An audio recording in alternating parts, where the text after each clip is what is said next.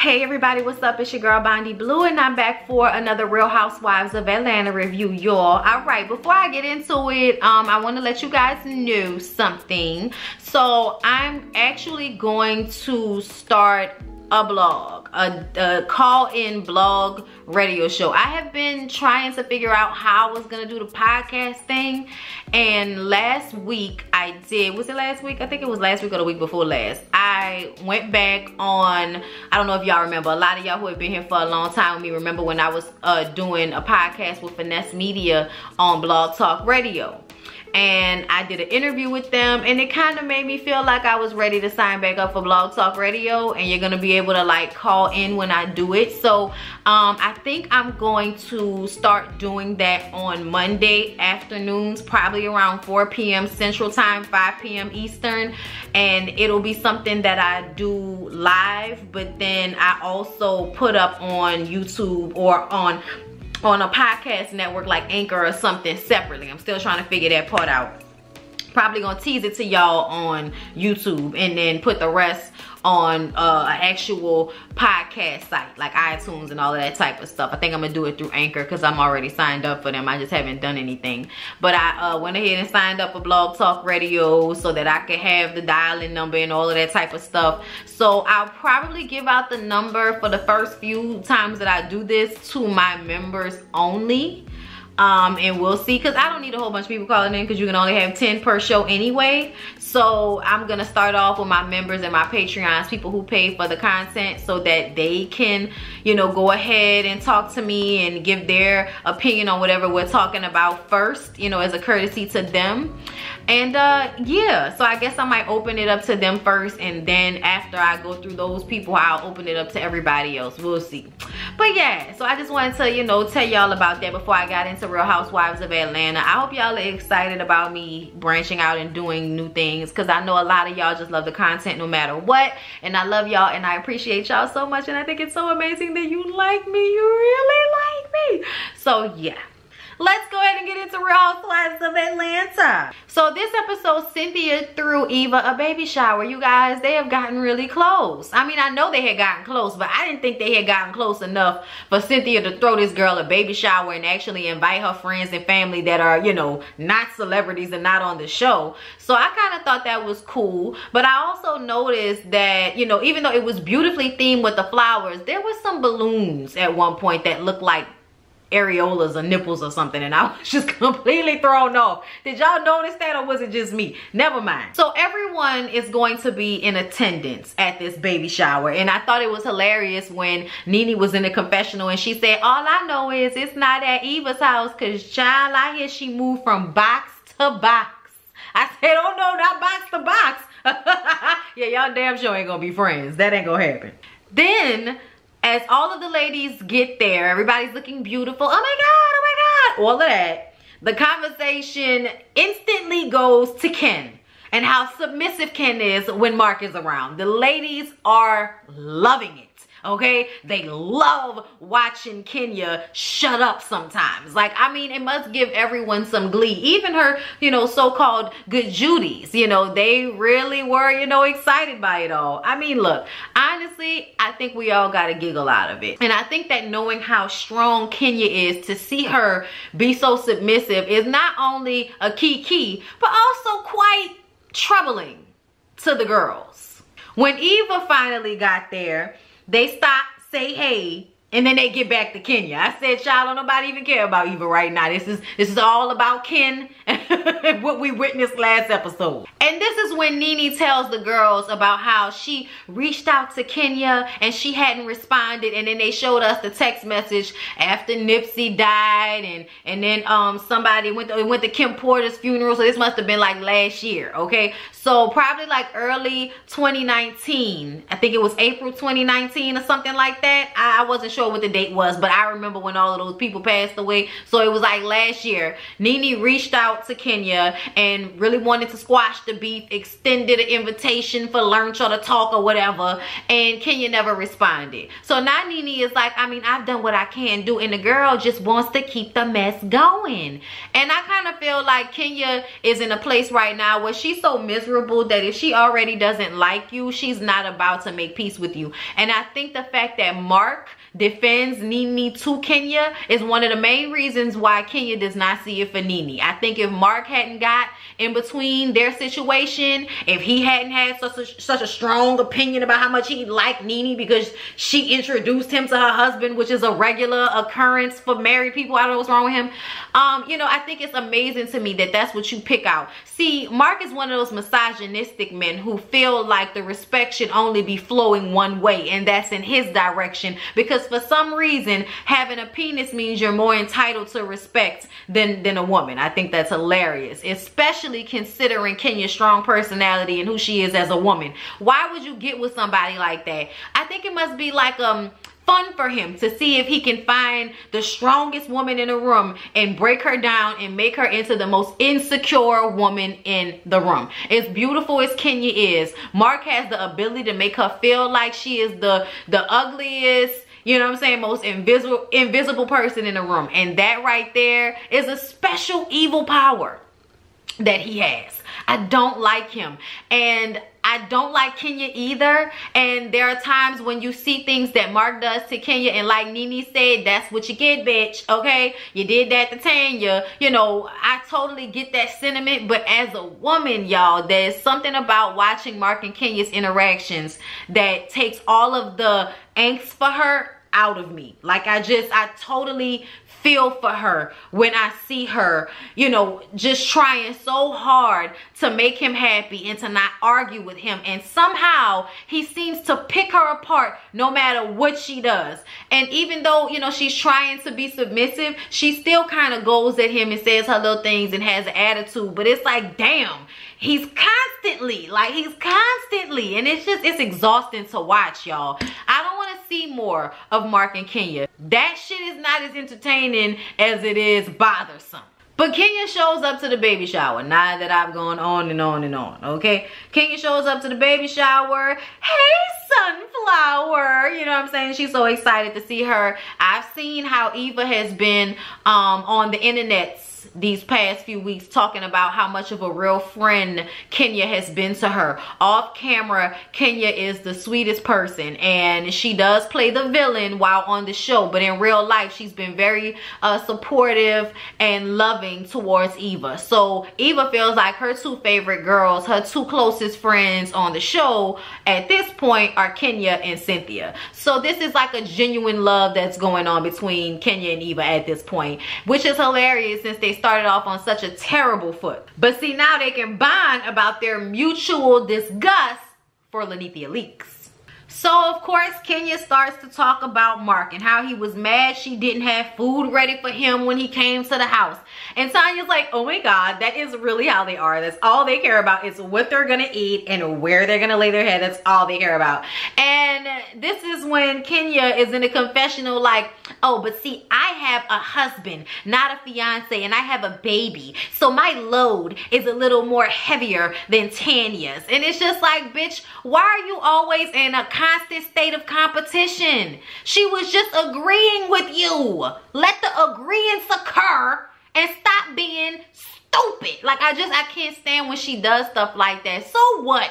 You got a husband. Yeah, you know why your load is heavier? Because you're unhappy, okay? The load shouldn't be that damn heavy. Child, he about to be an ex-husband and you too excited, okay, to keep drawing that differentiation between fiance and husband when it comes to Tanya. At the end of the day, her and her man been together longer than you and Mark, and they probably gonna be together after the two of y'all finish doing whatever the hell y'all doing right now. Because they were supposed to be filing for divorce, but that has yet to actually happen. Child, I don't know what's going on with Mark and Kenya right now. Maybe Mark just don't have the time to go through the actual divorce proceedings. Or maybe he likes abusing her, you know, emotionally and mentally and all of that. Who knows? Maybe he enjoys that. But then the thing that killed me was this comment that Kenya made in the confessional talking about if Paul was over there getting fed by Tanya, then he wouldn't be out here looking for cookies. And I said, nah, girl. Nah, girl. Because by the time we get to the end of the episode, we realize that Kenya is basically saying that her husband is probably out there cheating because he's a liar. She said if you are a cheater, then you're a liar. And then she said that he never tells her the truth, which sounds like to me you were saying that Mark is out here doing whatever he's doing on you. That's what that sounds like to me. So I'm so bothered by her disregard for Tanya's feelings, but then constantly on the other hand crying, trying to make us feel bad for her, and then like low-key showing us how much of an asshole Mark is, probably be gaslighting him half the time. But it's just like, you can't in one vein want everybody to feel bad for you because your husband is an asshole. I mean, you rushed into it, so okay. But then, you know what I'm saying, because by the end of the episode she crying in the confessional wanting us to feel bad, but you're gonna sit up here and act all bad with Tanya like that's something that she deserves, but you don't deserve it. That is annoying to me, okay? Because as a woman, as I watch Kenya go through what she's going through, I feel bad for her. So I find it very problematic that Kenya can't have that same sympathy for Tanya. Somebody who she actually knows. I don't know you, bitch. And I still feel bad for your dumb ass. So Kandi and Marlo get there and then the games begin, which starts with who can suck the bottle the fastest. Marlo was squeezing the bottle in Portia's mouth. Squeeze it! Squeeze it. I was like, if this doesn't give porno vibes, I don't know what does. Tanya is over there wearing the bottle out. I said, child, that's why Paul ain't going nowhere. And Shamia bit a hole in the tip and went for the jugular because she just had a baby. So she already know about making that hole bigger so that they can get that milk faster. All right, she already knew. She had bit it before they said ready, set, go. After all of that, Kandi takes Tanya outside so that they can have a conversation about Tanya extending the invitation to Paul to come to the men's lab or the black men's lab or whatever it's called that Mark has got Kenya putting together for him, okay? And he wants her to invite everybody from Real Housewives of Atlanta, including Tanya and Paul, because Paul is a successful black man, so he fits into the confines of what they're trying to do. Ken comes to the table with Kandi and Tanya, and she does not do a good job convincing Tanya that she should tell her man to come to this. She really doesn't. Tanya says, well, I just kind of think it's awkward considering, you know, you were trying to tear down my black man. That you now want him to come to your man's event who doesn't even live in Atlanta so we can uplift the community. Like, girl, bye. Like, no, I don't need to tell Paul about Nathan, okay? Not after the way you treated him because he was upset about that. And then Kenya's like, well, Mark was upset when he heard about it too, but that doesn't matter. Yes, it does. What doesn't matter is how Mark feels about the situation. Paul's feelings matter because you brought the cookie lady on the show to make him seem like a cheater. Okay, that's what you did. You tried to make the man look bad by hurting Tanya. Like, that's what you was doing. You was really trying to hurt Tanya, but by proxy, you made Paul look bad. So why would he come and support your event after you just tore down him and his old lady on national television? Why would he do that, Kenya? That doesn't even make sense. And the fact that she tried to low-key get defensive and bring Mark into it, like, you're not helping your cause. You can see Kandi, like, you know, trying to get her to stop. But yeah, no, I really feel like she sees people and she really wants to go at them because of how she's feeling about her marriage right now. Kenya, as I have said it before, is a real misery loves company ass bitch. Then she tells Tanya that she and Paul should just get over it because it's a good cause. Tanya says that Kenya should have thought about that before she brought the cookie bitch to the scene, okay? Tanya says that she will leave it up to her man, but she ain't tell Paul about that, okay? Paul don't need to go nowhere near that, okay? Mark will be all right. So y'all, then we get to Kandi, and Kandi is doing some rehearsing because she is trying to get a part on The Chi. We found out that she actually did get the part on The Chi. I'm not sure if that's the part that she was actually auditioning for in this scene, but she was playing a stud, and I thought it was hilarious. Like, I thought it was hilarious because all her friends were like, well, Kandi, you are a little, you know, masculine. And Kandi says, I did not know that I was gonna have to rehearse for this part to find out that all my friends think that I am masculine. I was like, oh Lord. I mean, do y'all see Kandi as masculine? Like, I don't know if I'll ever say masculine, okay? You know, a little country, you know, a little rough around the edges, but she grew up in the 90s. That makes sense. Child, they said that there's a sex scene, okay, with a woman for this part that Kandi was rehearsing for. And Karma comes in, okay, while they're discussing all of the things that are going to take place with this part she's auditioning for.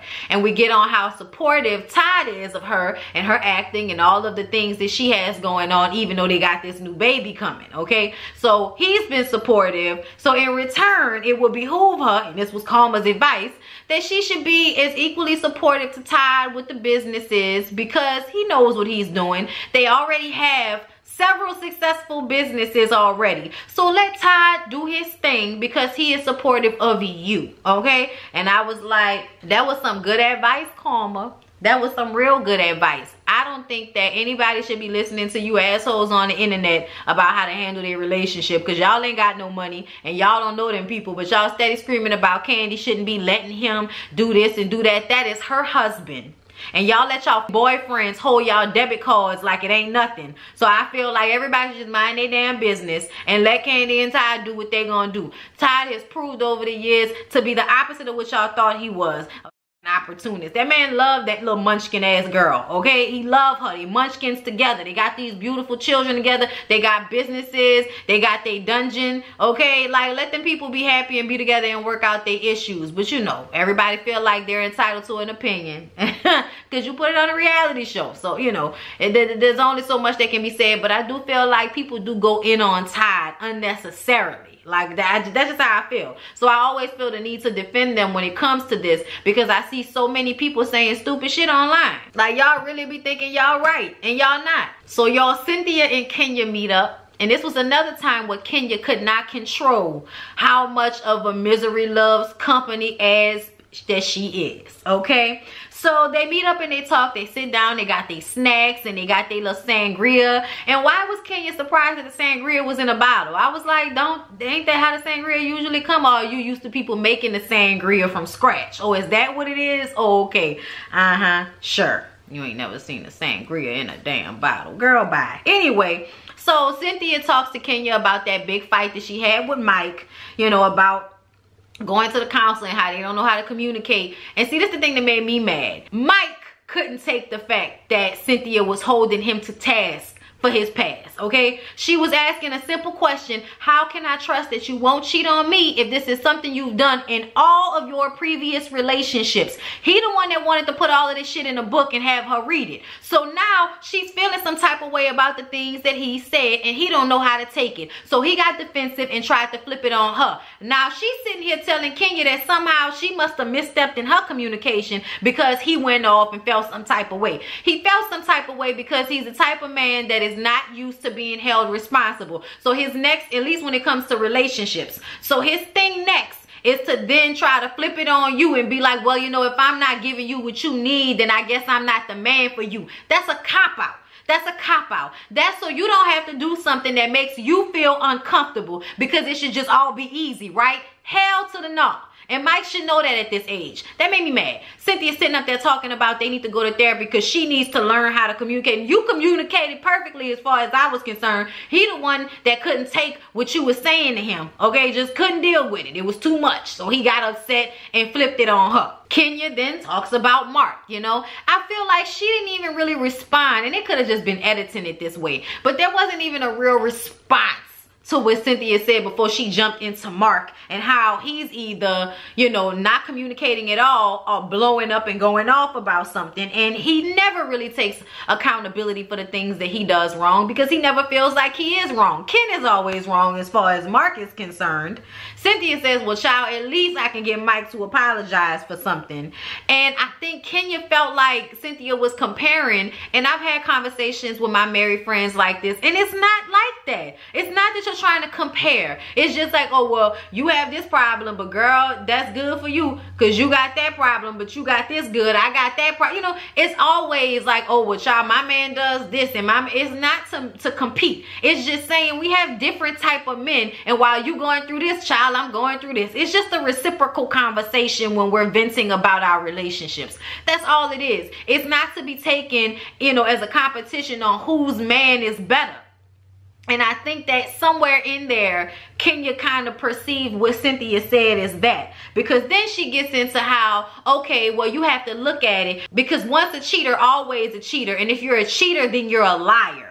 okay? And Cynthia, you know, at this point was like, look, I wasn't trying to say, you know, compare anything. I'm just saying, I'm just going through how I feel and what my situation is with Mike while we're having this conversation. Kenya says, is Mike really a good man the way Cynthia says he is if he's a liar? And then Kenya says how she's never lied to Mark, but it isn't reciprocated. He lies to her. And this is when I feel like she was low-key trying to say she felt like he might be cheating on her. But all she does is tell Cynthia to be sure if she really wants to be with Mike. And I personally feel like she wants Cynthia and Mike. Like, I'm not going to say she wants it, but I'm going to say in that moment, I felt like you were trying to make Cynthia insecure, more insecure about her relationship than she really is. Because you's a misery, loves company, ass in it. Like, I really feel like that. So, y'all, then we see Nene. Okay, she's having a phone conversation with Wendy Williams. They've been really close friends recently. They've known each other for 10 years. And she sees Wendy like a big sister. So, they're on the phone talking. Child, I was like, now, what grown man was that on the phone? Until they put the little thing that said Wendy, and then I actually heard it. I was like, oh yeah, that sounds like Wendy. But Nene wants advice on how to deal with Kenya. I said, bitch, since when do you need advice on how to handle Kenya's ignorant ass? Like, girl, stop. Okay, you just want us to see that you and Wendy are good Judies. But Wendy just basically said, look, I like Kenya, you know, but you've been a great friend to me, and I think that you should just let her hang herself. Just treat, you know, kill them with kindness. Treat these girls with the, you know, the love that you want. Kill them with kindness, because that'll just make them look even more bitter. Okay, it'll make them look even worse if you're being nice to them and they're being nasty to you. So that was the advice that Wendy was giving Nene on how to deal with Kenya, which I'm sure she already knows that. That's what she's been doing recently. That's what she did when she showed up to the bowling event, was to be like, is there an issue? I hope there's not an issue. She did all of that, putting that sugar on that shit in front of Mark so that he could see that, see, look, I'm trying with her and look how she's acting with me. I see you, Nene, bitch. I see you. Y'all, there was this little, you know, in-between scene where I saw Cynthia stop getting her hair and makeup done so that she could fix Mike a salad. And let me tell y'all something. I cook for my husband all the time. He just went to the grocery store, and when he comes back home after I finish doing all of the things that I have to do, I'm probably going to cook for this man. Okay, it's my husband. I love him and I like to cook. Okay, and I want these pork chops to be a certain way, so I'm gonna do it. All right. I said all that. There are times when you go out of your way for your loved one. There was just something about the way she stopped what she was doing to go and make the salad like he was doing something. He wasn't doing anything. He was literally standing there doing nothing, asking about what he gonna eat. Like, go make the salad yourself. Go make us a salad, so when I finish getting all of this done, I can eat a little bit off your plate. Okay, go fix us a salad. Like, you know, sometimes I feel like there is this energy of women always have to be doing these types of things for their men, and their men never have to reciprocate. And I have a problem with that. Not saying that that was the issue, but when I saw that, it just kind of annoyed me, because I was like, she in the middle of getting her hair and her makeup done, and you want her to stop to make you a salad like you doing something? Like, that's just, I'm just, common sense to me. If I'm doing something and you not, you fix your damn food. So y'all, then we see another instance of this. The event is that night, and Mark must have called Kenya and told her he needed her to go and find him something to wear. Now, he said he told her 3 days ago and she wasn't listening. But something tells me that if he did tell her, she would have remembered it, because she's always trying to make sure that he's happy. Like, I don't know why. I mean, it could have been something that she did to annoy him for the show. That's very possible. But all in all, I felt like he didn't say it to her. I felt like he was lying. But because she said it a few times, well, you just called me this morning talking about you needed me to get you something to wear. Whatever. I'm trying to understand why 3 days out you would tell her that you need her to find you something to wear. If you was 3 days out, you could have found yourself something to wear. I don't understand this. But Kenya explains that Mark is the type of man that wants his woman to do everything for him, including picking out his clothes.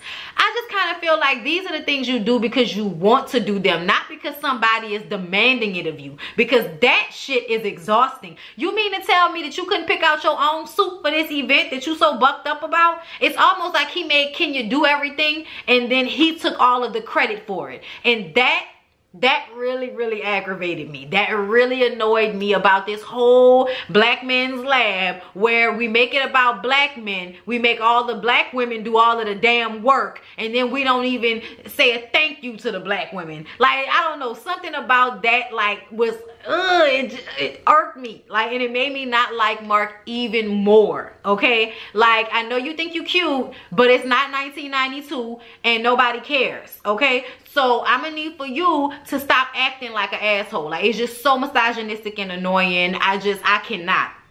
Him and his nose ring could have went somewhere for all of this, Kenya. Okay, I'd rather be with an ugly nigga that treats me good than to be with a pretty nigga that think that I can be mistreated, misused, and discarded like I don't matter, and use like some fucking old Kleenex or something. Girl, look. So she bring him the suit, lay it all out. He complaining already. He don't like the tie, it's too busy. I actually thought the tie was pretty nice. I like that print. Me and my husband was like, shit, the tie was the best thing about the whole look. But he complaining about it, okay? He, you know, he didn't like it that much, so that kind of annoyed her. Okay, then she pulls out her dress and shows him how, you know, kind of the peach tones in his tie would match her dress. Her dress had like, you know, like little glass pieces on it. It was sparkly, it was pretty. He obviously felt like it was too shiny, like, oh, it was too much. Don't get with somebody that is like that and then try to make them modest. That's not who she is. Like, that type of shit aggravates me. Okay, and I know Kenya is equally to blame, because who gets with somebody after that short amount of time? Y'all obviously don't really know each other. But to watch him constantly take issue with everything and every moment, that shit is exhausting. I've been in a relationship like that. I dated a guy like that, and I'm telling you, I couldn't wait to break up because I could not deal with that. That was too much arguing over absolutely nothing. There wasn't a thank you, nothing. Okay, so she tells him she's going to go and get herself together, and he's like, you going to get dressed before me? She like, yeah, I got hair and makeup to do. I mean, what, you gonna put some gel in your hair, nigga? You gonna put on some foundation? What you asking that type of dumbass question for? And then when she ain't ready on time, you pissed off and got an attitude. Mark works on my nerves, y'all. I swear to God, oh my God, we would have killed each other. Like, that's a good thing you don't come in certain people's paths, because certain personalities just not gonna mesh. So Mark gets to the event, and Cynthia and Mike were there. Mike is supposed to be doing the emceeing for the event, right? So when he comes in, he passes up Cynthia and Mike and speaks to everybody else in the room, and then makes his way to Mike and acts as if he didn't ignore them when he first saw them. Cynthia felt some type of way about that, okay? Eva and Mike get there, and Mark tells Mike that he wants him to give a little speech and just tell his story. And Mike, you know, Eva's Mike is like, well, you know, I would have appreciated, you know, some type of heads up. And he was like, oh, you know what, I reached out to you, I called you like 3 times, and you know, you never got back with me. And Mike was like, oh, okay, well, I didn't know that, I'm sorry. But he agreed to go ahead and give a little speech.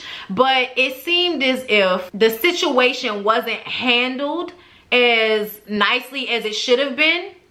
Because at some point when Kenya and Mark were talking before she went to get dressed, he was talking about how he had changed the seating arrangements around to include some of his people and some people from the community or the organization, and put them at tables with people from the show instead of having the people at the show all at the same tables. Okay, that's how Kenya wanted to do it, but he wanted to do it a different way, and he did that after Kenya had already done it. So it seemed like he went behind her and made changes without telling her. Okay, so that kind of bled through in how this event was planned. She had done certain things, he was supposed to do certain things, he didn't, blamed it on her. Or when certain things didn't work out, like the seating arrangement, okay, it's looked at like she was doing the most, when really he should have just left the seating arrangement the way it was. Okay, we're gonna get into that. So Mark goes to get Kenya. The security guard is waiting outside the door. He had been waiting out there for an hour and a half. Mark is upset that she had the security guy waiting outside for an hour and a half. She like, what? He couldn't come and sit down himself? Like, why I gotta tell somebody to come and sit down? Like, what? I'm trying to get myself together. He didn't tell her she looked pretty, nothing. He just walked into the building as if as if she just, you know, didn't spend all of that time getting ready. No compliment, no you look beautiful, nothing. So everyone is seated, and Shamia and her husband didn't show up. So Portia was trying to get Tanya to come and sit next to her, but Kenya was right on it. Oh no, we actually gave those seats to someone else. Tanya, you're gonna have to sit in your seat. Like, Like, is it really that deep? You know what I'm saying? Like, I just felt like they were doing the most. So then there was some singers singing Amazing Grace, and they had to have all these, you know, slow dissolves from, you know, person to person, which made it seem so awkward that he was singing to this group of people, okay? Mark then looks upset, and I don't know why, okay? He gave a speech, and then Marlo and her nephews came in, and Marlo was trying to make an entrance, but this is what made me mad about Marlo. First of all, Marlo, you came in late. Okay, and then you came in with your nephews, and from what it seems like, they didn't know her nephews were coming. So she was only designated to have 1 seat, not 2. So during Mark's speech, Kenya has to then try to deal with the fact that Marlo needs 2 additional seats. She tried to get her to sit at another table. Marlo got pissed off and decided to go ahead and leave because she felt like she was being treated less than by being put at another table. Kenya feels like you didn't pay for a ticket, and then you show up with your 2 nephews and we didn't know, so now we have to sit you somewhere where we can give you 3 chairs. Like, you didn't even pay for it, and you come in here making a scene and doing the most. So after Mark's speech was, well, actually his speech wasn't even over, was it? It wasn't. Eva's pregnant ass, Portia and Cynthia, they all get up, run behind Marlo so they can find out why she's leaving. They come and tell her that she can sit next to them at a table that's behind theirs. And she's like, oh, okay. And I'm like, I understood why Kenya was aggravated. I think Kenya was doing too much and should have let it go. But I think that I understood why she was upset. Because you came in late, you came in with 2 extra people, and yes, this is about young black men. But why not say ahead of time that you were bringing your 2 nephews so that they can have the seats already prepared and ready for them? But no, you come in late with 2 extra people, interrupting the man's speech, then you got an attitude because you can't sit where you want to sit. Like, to me, Marlo was the one that was really wrong in that situation. So I understood why Kenya was upset. Kenya is pissed about it and kind of goes around the room telling everybody about it. That's when I felt like that shouldn't have happened, because this was an event about what your husband was trying to do. So at least put on a fake face right now. You know how to do that. Put on a nice little face and stop making it about you. She's sitting up there running her mouth to candy about how disgusting Marlo is, and she should have been happy she was even invited. She didn't pay for nothing. She is second class, like whatever. Everything that Marlo was feeling, Kenya was running it. Mark comes over to her and says, I'm actually happy that Marlo brought her 2 nephews, okay? It happened, it's over. We'll talk about it another time. Let it go, okay? He tells her that. Now, by this time, Mark is already pissed off, but she's still running her mouth. So he had to come and tell her, stop. Okay? So I did feel like Kenya was doing too much, which pissed him off. So now they're in the room avoiding each other. She's over there at the table noticing how all the couples are enjoying each other's company and having a good time together. Meanwhile, her man is trying to run from her on the other side of the room. She can't even say 2 words to him without him ignoring her and then talking to somebody else as if she never said anything to him, okay? He is really, really just innately an asshole. And I'm sorry, I'm not here for it. Now, Mike Sterling gave a beautiful speech about being abandoned as a child and then being adopted by a great family and having people that cared and supported for him. Beautiful speech. Nene and Greg get there, and then Greg gives a speech. I hate the fact that Greg colors his hair. It is ridiculous. Your ass was too old for that when you originally got on this show, let alone now. You're like 80 years old, Greg. Stop coloring your damn hair. You're not fooling nobody. I'm just saying, like, what your hair won't tell us, your skin will. So, you know, just, you know, I don't understand why people can't salt and pepper. Marlo at some point was talking to Mark, and she asked Mark if she ever had a table, and he was like, yeah, you had a table. You're seated at my table. Okay? So, you know, at some point you can see Marlo talking to Mark because of the situation with Kenya. And I think that's what made Mark go and tell Kenya to stop talking about it. But either way, y'all, it was just way too much going on during this event. Cynthia felt like Kenya's anger was very misplaced because Mark got up there and gave that speech and never once thanked Kenya for putting all of that together for him, which was very trash, and you could tell she felt some type of way. So then instead of going in on her husband or taking him to the back to tell him how she feels, she puts all of her anger out on Marlo. Mark is over her saying that he hates being married. I was like, child, this I think he was talking about being on camera though. I think he was talking about them recording the event and them being on a reality show. I think he was saying he hated that, not actually being married, but let them edit it together however they want to. Because right after that, he's her telling the producer, y'all can't tape all night. That's it. That's enough. Wrap it up. If I have to come back out here and tell y'all again, it's gonna be trouble. Okay? And I don't give a F. I said, Mark, shut your soft ass up. What you gonna do? Okay, look. He was pissed, okay? So after that, they put up, it said that Kenya and him filed for a divorce. They separated and all that.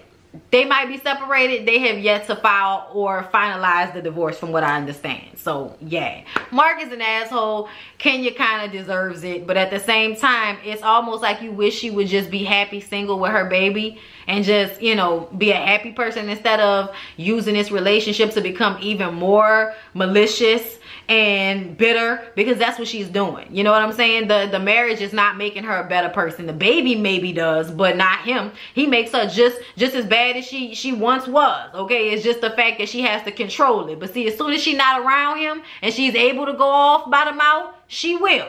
Because like I said, Kenya is a misery loves company ass bitch. That's what it is. All right, now that's it, y'all. That was Real Housewives of Atlanta. I love y'all. I hope y'all enjoyed the review. Please don't forget to like, comment, and subscribe. Share the video. Subscribe. Okay, my numbers was lower this month. Subscribe, people. I have new things coming. Okay, support the channel. Become a member. Become a Patreon. Support. Okay, because YouTube be playing. My nerd bag. I love y'all. I'll see y'all in the next one.